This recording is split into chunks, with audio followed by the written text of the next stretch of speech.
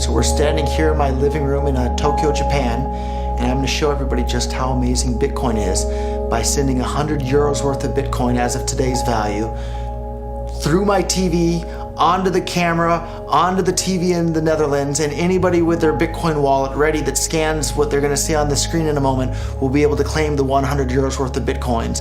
And there's nothing that anybody can do to stop it or to freeze your account or block it or control it in any way. So on the TV here, we have a Bitcoin address that I've just generated. And I have my phone here. I'm going to scan the QR code for the Bitcoin address on the TV. Now I have it. I'm going to send 100 euros worth of Bitcoins to that address. So we'll hit send. And anybody can monitor on blockchain.info the balance of this address.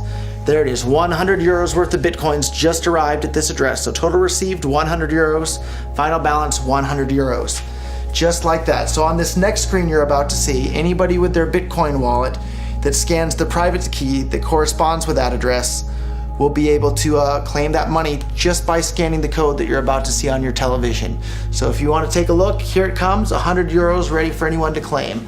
All you have to do is scan this one right here, and it's 100 euros worth of Bitcoins as of today. By the time you scan it, it might be worth even more. So there it is for anyone ready to claim with their Bitcoin wallet.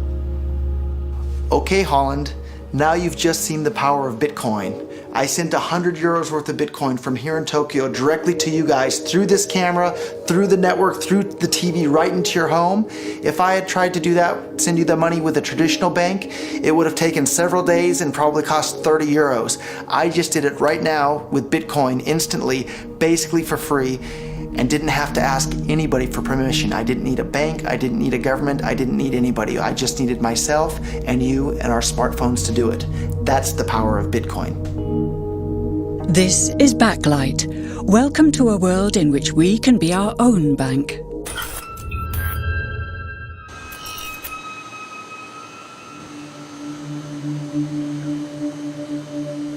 We take it for granted that money creation is controlled by governments and banks. But there's a community of people who don't see this as a given and who get quite worked up about it.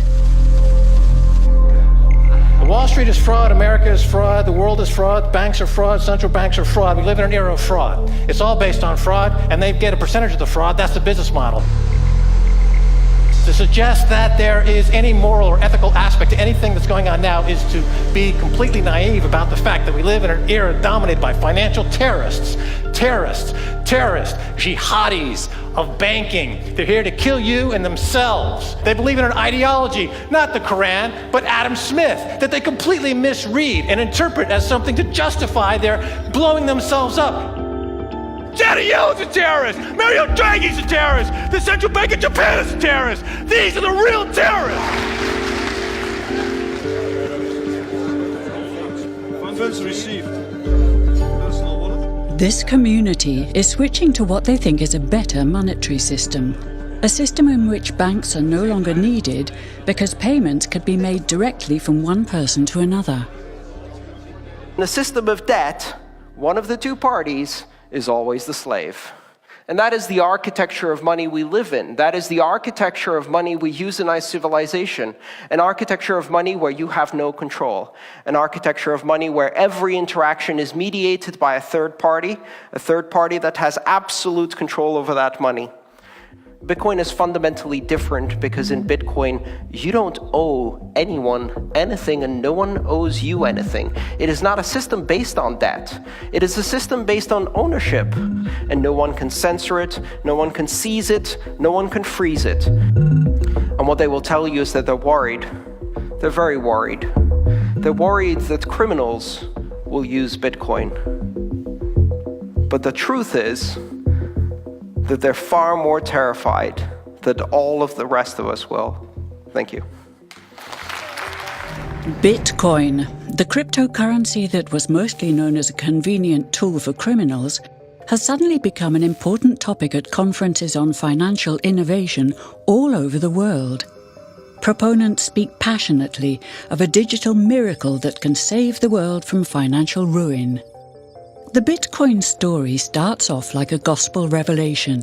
It's November the 2nd, 2008, just 6 weeks after the Lehman Brothers collapse, and all over the world there are panicked debates about how to save the banks. Then, on a little visited web forum for cryptographers, a document appears in which a completely new monetary system is proposed. The visionary author calls himself Satoshi Nakamoto. First time I heard about it, I was at lunch with a buddy in Texas, and he said, man, there's this crazy new money. And so we talked about it over lunch, and then I went home and I said, man, I wanna see if I can buy some. At first, I wanted to buy some. I emailed a friend of mine.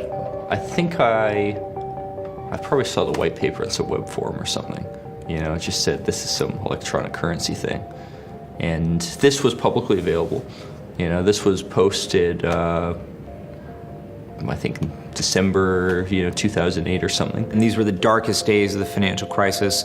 So that to me suggests a very clever mind that saw an opportunity, the perfect opportunity to introduce a new radical technology and a new radical approach to money and finance at just the right moment when people would be very open to making this big shift that's required to adopt a new currency. I'm pretty sure Satoshi is a human being, although I'd really love to go find out that he was some advanced AI.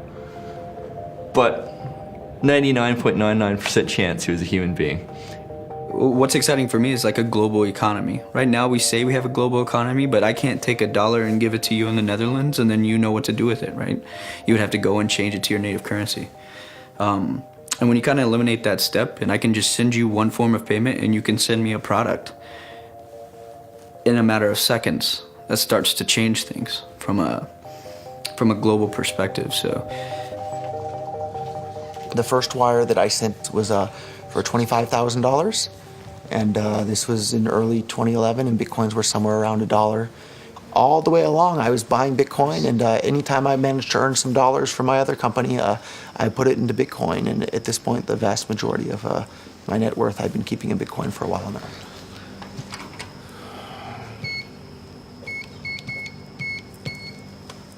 I'm glad you didn't get the parking pin. The car is actually like the perfect color for Bitcoin. It's like the Bitcoin orange.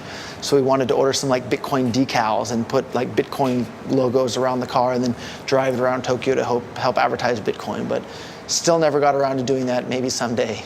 Roger Fear is the CEO of MemoryDealers.com, selling second-hand computer equipment. But for a couple of years now, he's been known as the Bitcoin Jesus.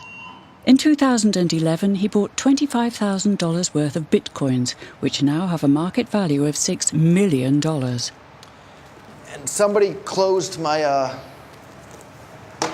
I usually leave the trunk, the hood open a little bit so that I can reconnect the battery, but I don't know how it got closed between now and the last time I was here, so we'll have to... Some people think of Bitcoin as sort of an early adopter thing, like, okay, I'm already too late, or... So isn't that a problem for Bitcoin? So thinking that it's too late to get involved in Bitcoin is like thinking it's too late to get involved with the internet or too late to get involved with using a cell phone. Like, it's not too late to get involved in Bitcoin. Bitcoin's going to make your life easier in so many ways. And the price of Bitcoin, too, it's not too late for that either. Bitcoin's like $270 a Bitcoin right now. If Bitcoin becomes really popular all over the world, Bitcoins are going to have to be worth at least tens of thousands of dollars a Bitcoin, if not hundreds of thousands of dollars per Bitcoin. So thinking it's too late to get involved with Bitcoin is like thinking it's too late to get involved with using the internet. Of course not. Like, it's ubiquitous in our lives, and Bitcoin's going to become ubiquitous in our lives as well. Perfect money should have a limited supply. That's one of the most important things. It needs to have a limited supply. It needs to be easily recognizable. It needs to be durable. It needs to be transportable. Bitcoin has all of those things better than any other form of money the world has ever seen. And that's why when I noticed Bitcoin for the first time, I realized that it's so incredibly useful as money that people are going to start using it more and more. Roger lives and works in Tokyo. He's outsourcing all the work for his own company so he can spend all his time promoting Bitcoin. So it's a pretty exciting time for Bitcoin right now with all the stuff going on in Greek. I mean, Bitcoin's up about $10 since yesterday, just since all the news on the Greek referendum vote, and just every day in Bitcoin is so exciting. So, and you can see, lots of trading and everything just in the last 24 hours there. I paid to put up a billboard in the heart of Silicon Valley right next to one of the busiest expressways. It just said, we accept Bitcoin, memorydealers.com, and then listed some of the parts that we sell. But then after that, I started paying for national radio ads in the United States that were on more than 100 radio stations across the United States, and paid for that for a couple of years. OK Wave, a popular consumer website in Japan, will accept bitcoins from now on. At a press conference, Roger Ver helps them spread the word. But today one Bitcoin is 35,000 円。だけど Bitcoin 世界中人気になったら絶対何百万円とか何千万円ならなければならない。絶対 Bitcoin は人気になったら。ロジャーさんから説明をしていただきますので、ロジャーさんぜひビコをご説明いただければと思います。いいマニにはこういうことがあるんだけど、ナタリーさんは私より日本語うまいだから日本人だから、これはちょっと難しいことだから説明して聞いてくれませんか？すごいお金にはすごいさまざまな役割があるんですけれども、ビットコインはですね、手数料もかからなかったりとか、すごく透明性が高かったり、すごくオープンなリソースであったり、すごくお金にある、重要な要素をさらに超えていい要素がいっぱいあるということですね。今までのビットコインの前のお金にはこういうことはちょっとありましただけど、今までには人間の歴史のこと最初から今までビットコインは一番こういうこと持ってるだから、世界中には一番いいお金になる。ビットコイン財布が持ってたら今から送りますよ。送った。もう入った。早いでしょ？5秒じゃないよね。早い。何？これ何？すごい。そう、アプリインストールしたら。そう。今送ってる。もう送った？もう入ったでしょ？でも今日は1000円分。ビットコイン本当に世界中人気になったら100万円になるの可能性は全然あります。Roger, are you giving bitcoins away? I'm giving every single person here 1,000 yen worth of bitcoins, which is like $8 and something cents. So, 今もう入った。それリフレッシュもう入った。OK. I've given away thousands of whole bitcoins to just various people on Facebook that would post their Bitcoin address. And this was back when bitcoins were a couple of dollars each, so I'm sure those people are pretty happy at this point. How could this digital coin invented by this Satoshi Nakamoto become hundreds of times more valuable than the dollar? And why do enthusiasts like Roger Ver want the world to switch to bitcoins? To understand this, we need to look at how new bitcoins are created, a complex process called mining. Promotional videos make it look as if everyone can just mine bitcoins. Millions of people all over the world earn real crypto money daily. It's quite simple. Just download the special software, connect to the web, and wait for your profits to roll in. For mining, you don't need any special knowledge. You can mine at home, at work, or at a cafe, anywhere there's access to the internet. In fact, lots of people have already received a good income from mining. It's interesting, but does it get us? Does it get you out of the bed in the morning? No, it doesn't. I get it. Huh? Does it get you out of the bed in the morning? No, it doesn't. I get it. Marshall Long was one of the world's first Bitcoin miners. Now he's the CEO of Final Hash, a company that professionally mines Bitcoins. Okay, well that's fine. We can talk about it more in Chicago. That's fine. So, back in the early days, you know, I'd get phone calls from my buddies. Oh, hey man, I lost 10,000 Bitcoins because my computer blew up, right? Back then, one Bitcoin was less than a penny, right? So nobody cared. They lost $10. I don't care, right? And now 10,000 Bitcoins, that's $5 million. That's a big deal, right? So now it's interesting to see how the industry has changed. There wasn't YouTube videos and all these nice things to show you how to mine. So it took me about 3 weeks to hook a computer up to figure out how to do this mining. And back in the good days, you could take a laptop like this and you could mine maybe 100 or 200 coins in a day. When summertime in Houston came, my wife was like, this AC has been on for 24 hours. It's really hot. What are you doing up there? I said, oh, I'm just running some computers. And she walks up there and, you see 50 graphics cards all running at the same time. And it's very hot. And she's like, okay, you gotta get out of here. You gotta figure something else out because it is too hot. Hey, what's up, Nerdgasm fans? Jerry here, aka Barnacles. I'm here with Marshall Long from @FinalHash. Now, we're out here at, I would say, what's going to be the largest Bitcoin mine in North America. And it's realistically an actual mining operation. Like, you can pretty much attribute everything that's going on here to like a real gold mining operation. It's like you have heavy equipment, you have cost, you have fuel costs, and you have recovery. Everything. That you then go and sell and turn into real money. That's right.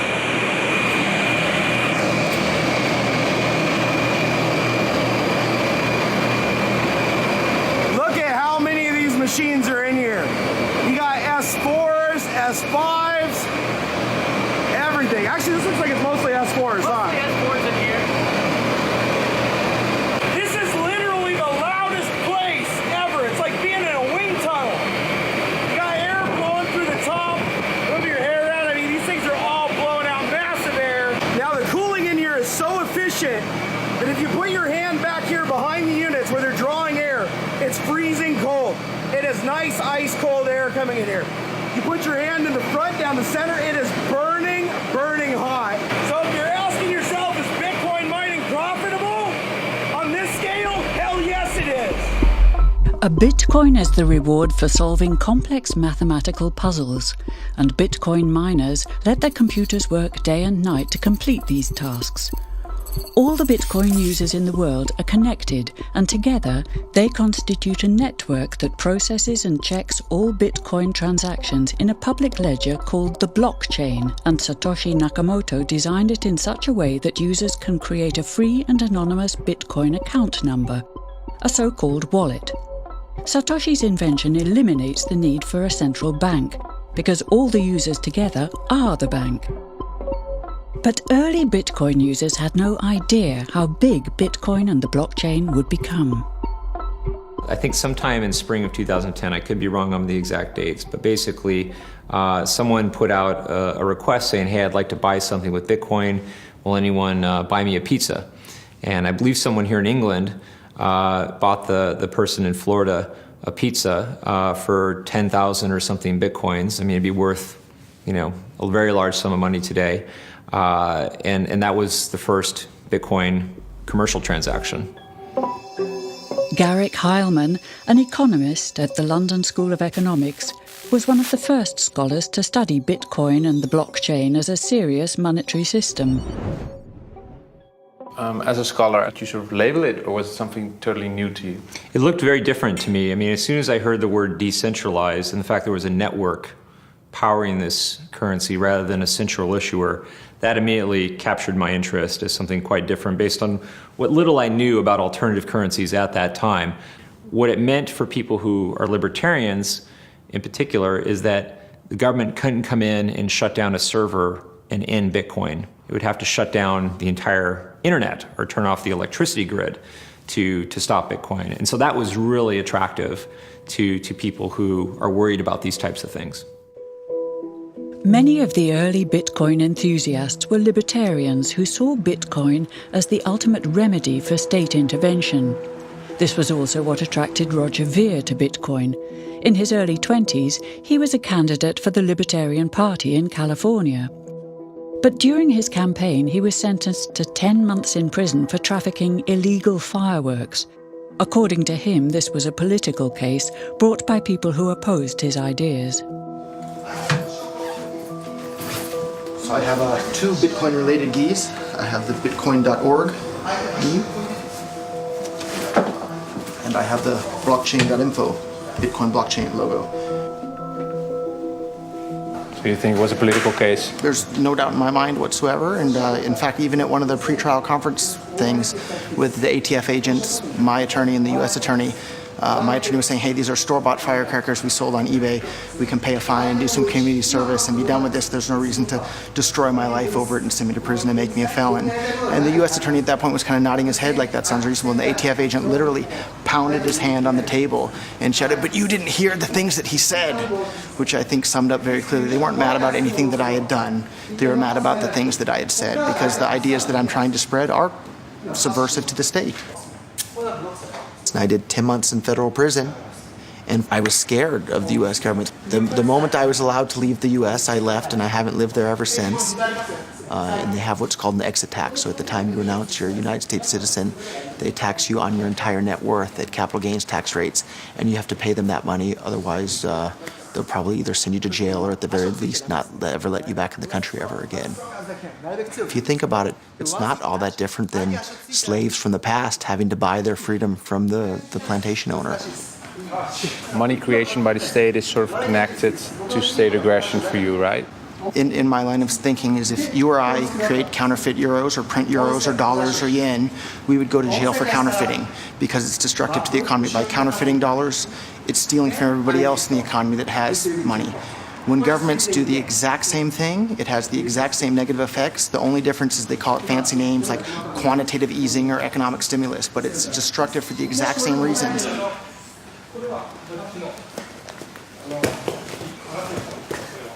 My hobby growing up and in high school and since has been studying economics. And the more you study economics, the more you realize that all these government interventions in the economy prevent the world from becoming as wealthy and prosperous as it otherwise would become.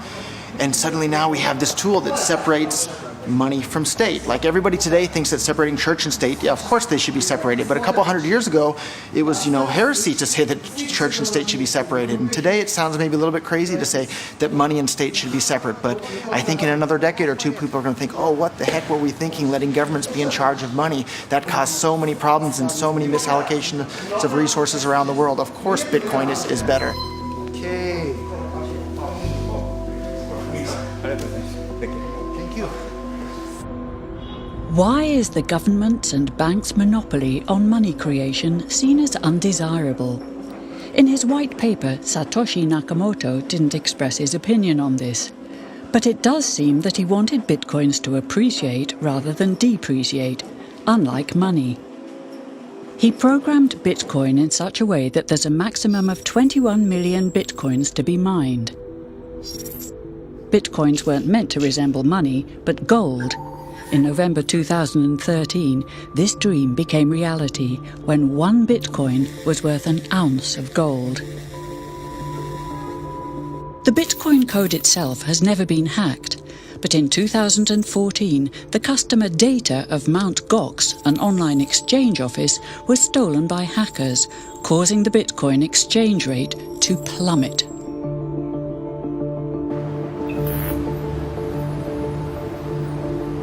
At the Financial Times in London, journalist Isabella Kaminska has been critically following the Bitcoin exchange rate and community since the very beginning.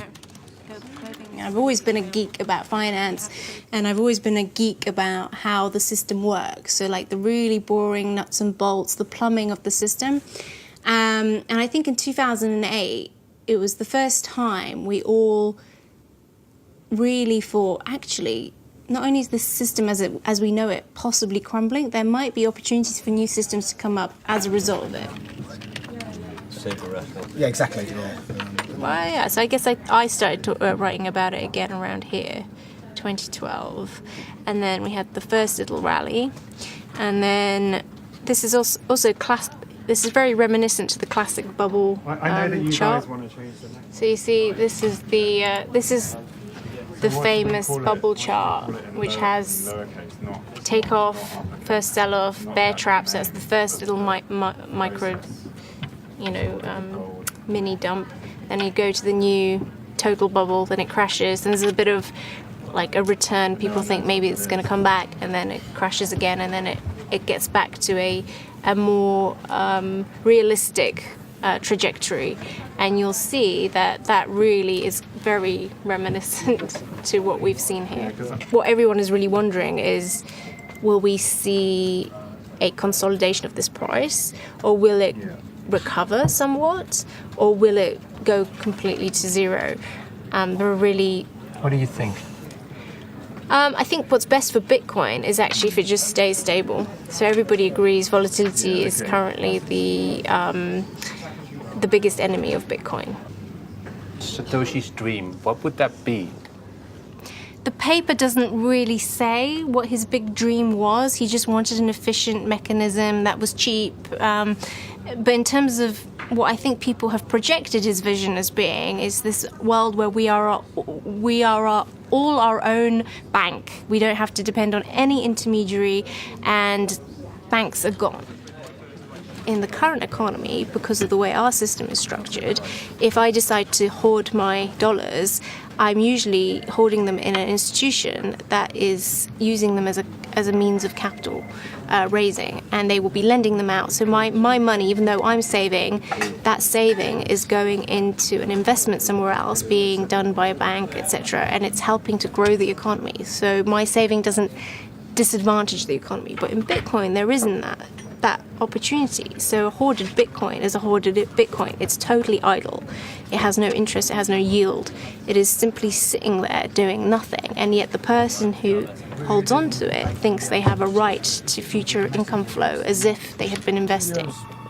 When the line was flat, people like massively bought in or mined Bitcoins, and they are now like multi-millionaire billionaires. They're the new 1%. They're the 1% of the Bitcoin economy, which again goes against the whole democratization side of the argument, because really you're not democratizing the economy. You're just transferring the power from the existing elite to a new elite. The fact that a few early Bitcoin miners and investors are now multi-millionaires is reminiscent of the current banking system, in which bankers are accused of personal enrichment.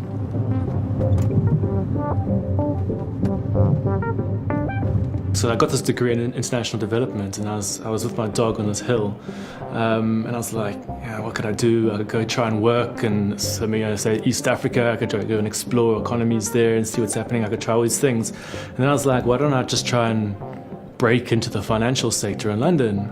That would actually be really, really fascinating.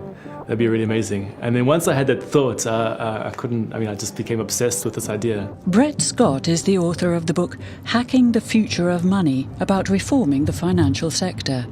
To immerse himself in the system he criticised, he worked for 2 years as a broker in the City of London. We're now in the city. We just passed the border dragon. These dragons mark the boundaries of the city of London. So it's the financial district. Cut off all my hair, I bought my first suit. Interestingly enough, I had 2 interviews with Lehman Brothers, literally weeks before they went bust. And I remember being up in the sort of like 35th floor or something, and the guy was like, oh no, everything's fine, you know. Don't believe the stories you see in the press about us. And then they went under. If you created an entire society that was reliant on Bitcoin, you'd have massive problems of inequality.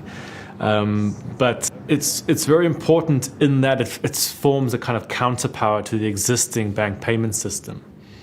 So while I can critique Bitcoin as much as you want, I'm always aware that the existing bank system is highly flawed, and I like the fact that this exists as an alternative. What's happening right now in a lot of the banking scene is this move towards it's called a cashless society. But if you think about what that actually means, it means every single payment that you undertake has to go via a commercial bank. Now, that means every single transaction you ever do will be monitored and recorded in a database somewhere. It means you'll always be giving fees to various credit card companies and so on. So there's potential for huge amounts of surveillance. There's all sorts of problems that come with a cashless society. In that world, something like Bitcoin, which is an electronic version of cash, or electronic form of, an electronic equivalent to cash, becomes quite important. It's St. Paul's Cathedral across there, which is where the Occupy movement set up camp in London, and they were there for a long time. They tried to occupy the London Stock Exchange, but weren't able to get in, so they chose St. Paul's instead. You think of Bitcoin and the whole movement being as a sort of better form of Occupy? It's a different form of Occupy.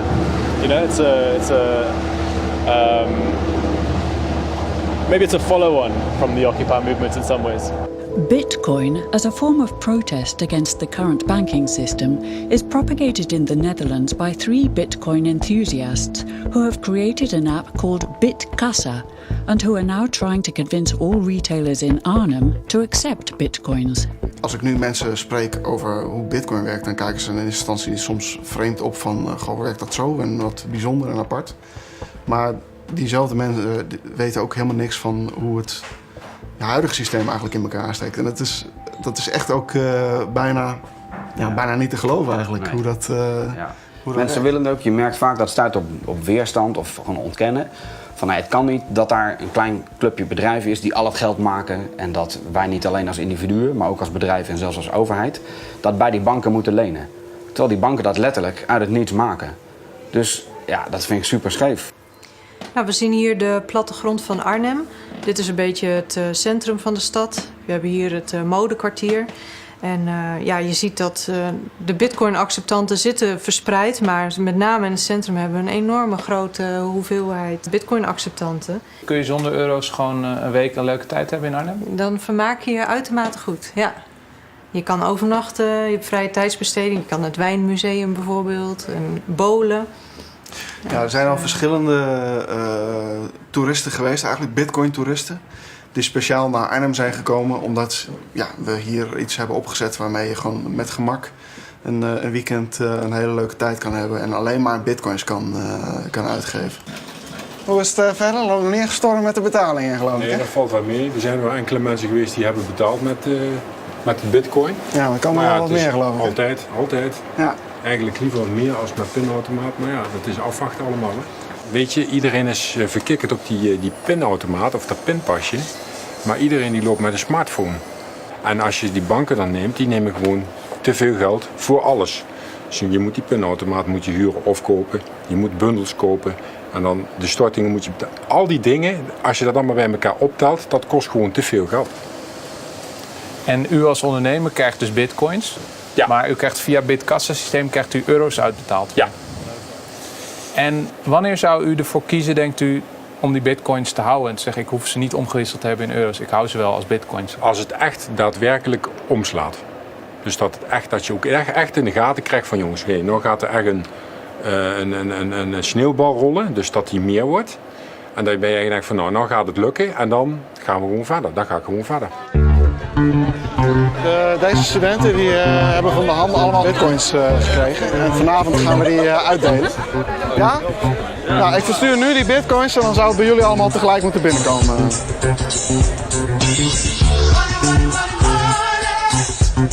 Is nu onderweg.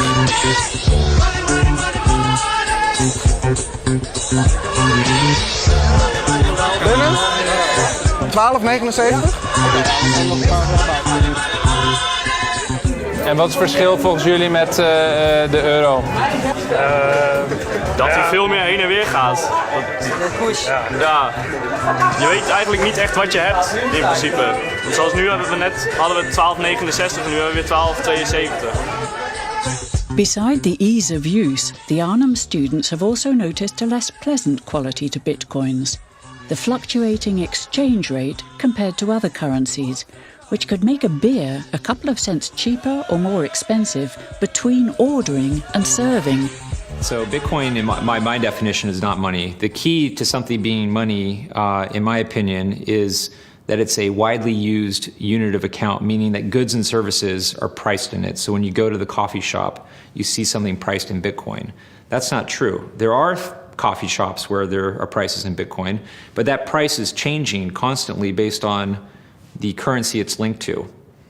So the pound, for example, here in England lost 20% of its value recently, but the price of coffee didn't change. It was still 99p. That's what it means to be a unit of account, and Bitcoin is not that. The price adjusts based on its exchange rate continuously. Do you see Bitcoin as a form of money or as digital gold? So I see gold as money, and I see Bitcoin as having all the same properties of gold with one property that actually a couple properties that are even better. So gold is kind of hard to divide. Bitcoin divides down to 8 decimal points instantly, super easily. Gold is really, really difficult to transport. If I want to transport gold from here to Moscow, it'll cost a bunch of money to do that, and it's dangerous, and you have to have armed guards and who knows what. With Bitcoin, I can send Bitcoin from here to Moscow or to Holland instantly, just like that, basically for free. I don't have to pay for a bunch of armed guards. It just happens almost like magic. If you ever ask somebody why they think gold's valuable, they can't ever really tell you. They always give you these like weird stories around, oh, it's like a precious metal, isn't it? It's pretty. While we think it has all this intrinsic value, this intrinsic value of gold has been largely constructed in people's heads, often by actually like association with power, association with religious figures. Bitcoin has potential for similar types of construction. You could create this sense of this almost like a commodity-like token that has no immediate sort of value to it, but can be imbued with value.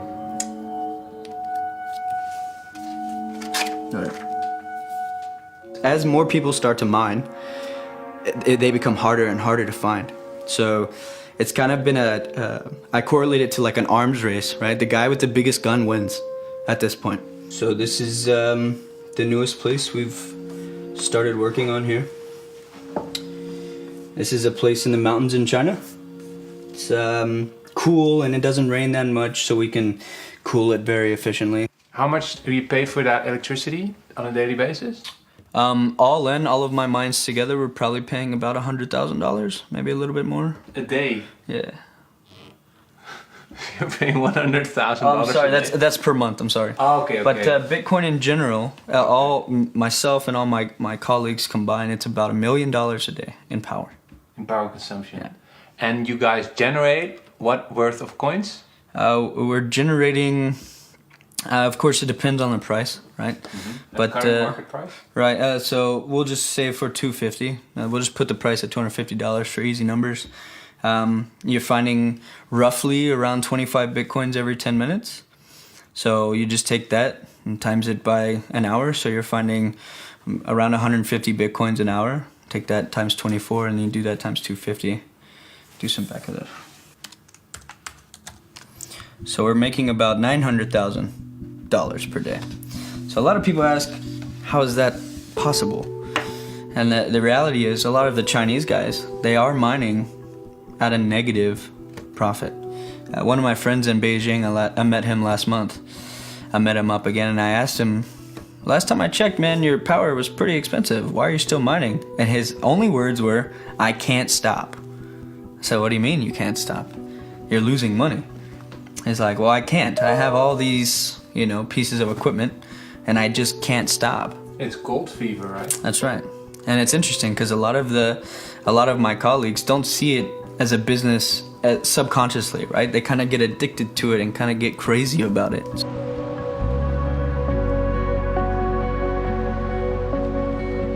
好，现在看到的就是我们那个长城镇的机房，这是我们大连的1号机房。现在有3层楼，我们使用的这是第2层。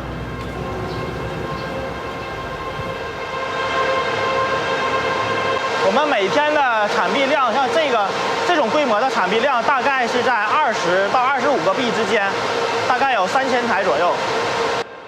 那员工大多数的时候，只要在工作时间都是住在这儿的。员工的收入在国内传统的行业来比，同样的职位的话，他们的收入应该是偏高的。这是我们员工的休息的地方，员工的生活很简单。基本上是很枯燥的，大多数时间除了看管机器，那可能就是睡睡觉、看看书、看看手机，这样。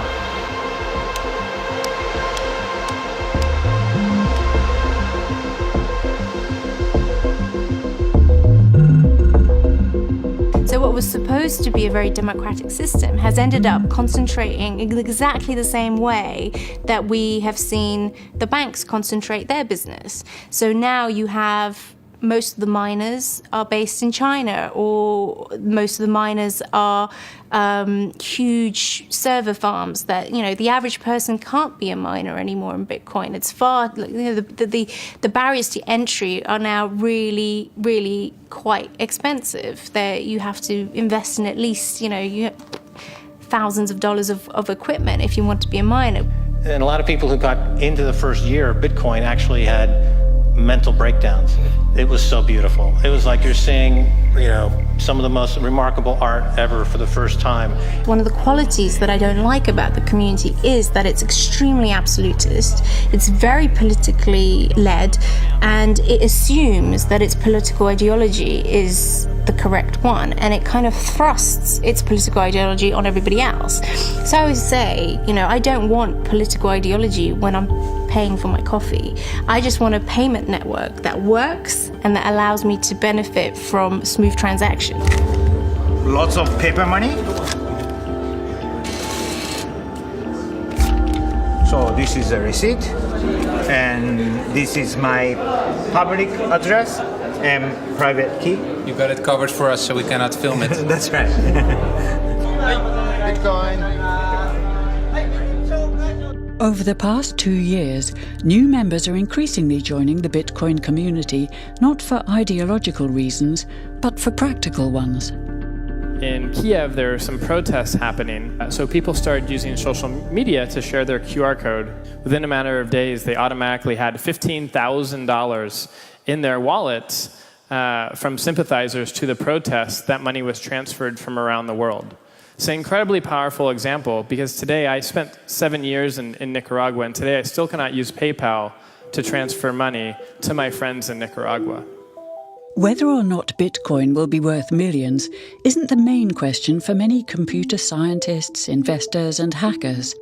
To them, Satoshi Nakamoto's real invention is the blockchain technology, a global open ledger which can be used to share much more than just money. You may think that Bitcoin is just another way to pay for a cup of coffee, but it's not. Bitcoin is just the denomination used to pay the toll to put stuff on this global ledger. Now, if you think about it, timestamp recordings of deaths, births, property, transactions, votes, this is the entire fabric of our civilization, which makes the blockchain one of the most profound human innovations of our time, because having a massive global ledger as a public utility can completely reorganize the way that we run our societies.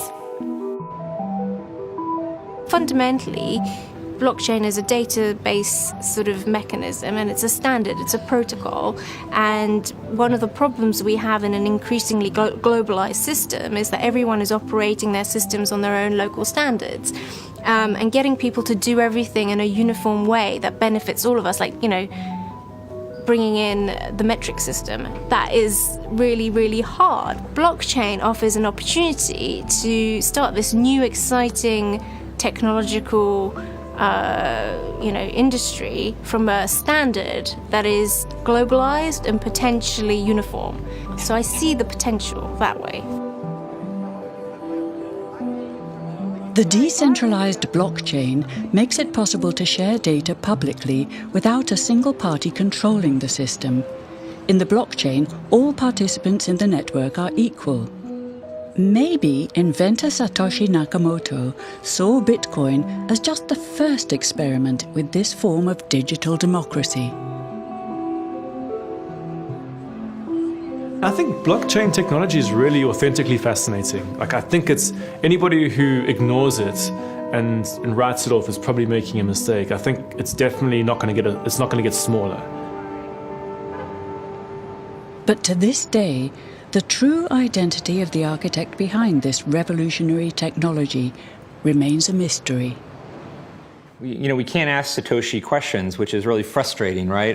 But it's also, again, part of, I think, the magic of Bitcoin is that, we can all kind of imagine this technology, as we see it, rather than just as Satoshi did. So it could be used in this way, even if Satoshi didn't intend it to be this widely, worldwide distributed thing. I think Satoshi probably did, but it still could be that, and we can make it that. Satoshi around here somewhere in Tokyo? Yeah, I think I see him right there. Oh, that's a question I get a lot, actually. A lot of people have asked me who Satoshi is since I got in so early. I think I've got a pretty good idea, but I like to keep that one close to my chest. So. Why? I mean, tell me. Because I'm not 100% certain. And the reality is it doesn't really matter, right? It doesn't matter who Satoshi is. Because now it's kind of grown beyond like a pet project, right? What do you mean he owns Satoshi? Owns how much? How many coins? I think he's got about 500,000 locked up. With his blockchain technology, inventor Satoshi Nakamoto has completely relinquished his control of Bitcoin. But he does own 1/20th of all Bitcoins himself.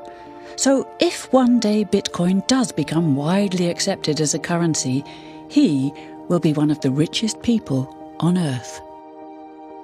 People might find that scary, a new currency or a system based on an inventor who owns already, well, 1/20th of all the currency he invented. Yeah. Isn't that a problem? Satoshi invented one of the most important inventions in the entire history of humankind that's going to improve the lives of everybody on the planet for the better. If he had half of all the Bitcoins, he would still deserve it. Who do you think Satoshi is?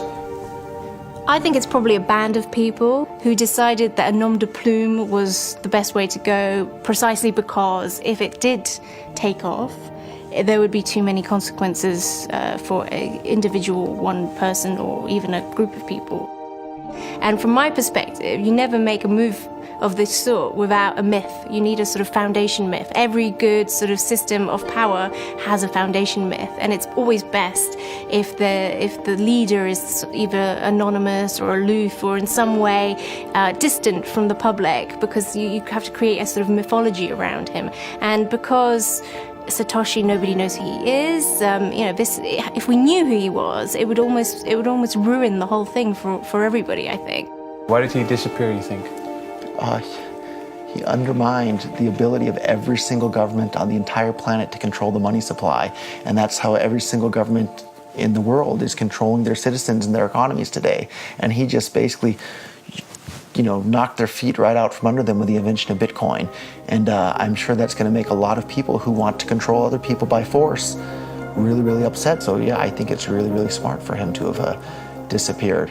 And for me, it probably would have been smarter for me to keep quiet too, but Bitcoin's too exciting for me to stay quiet about.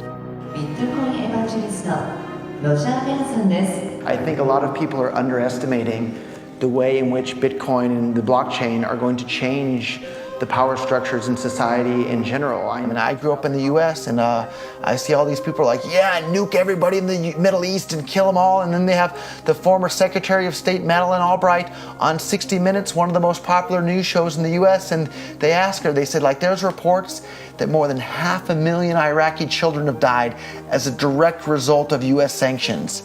And she looks back at her with a straight face and she goes, it was a really tough decision, but I think that it was worth it. Worth murdering 500,000 kids because of what the government did? And I apologize for crying, but it just disgusts me from my core when I see government people murdering people around the world. It's not just theoretical, these are real people with real lives. And it's real people, and Bitcoin has the power to undermine everything they're doing to people around the world. And I'm sorry for shouting, but it just disgusts me what these people in government do. And they do it through central banking and through the control of the money supply, and Bitcoin takes that away from them.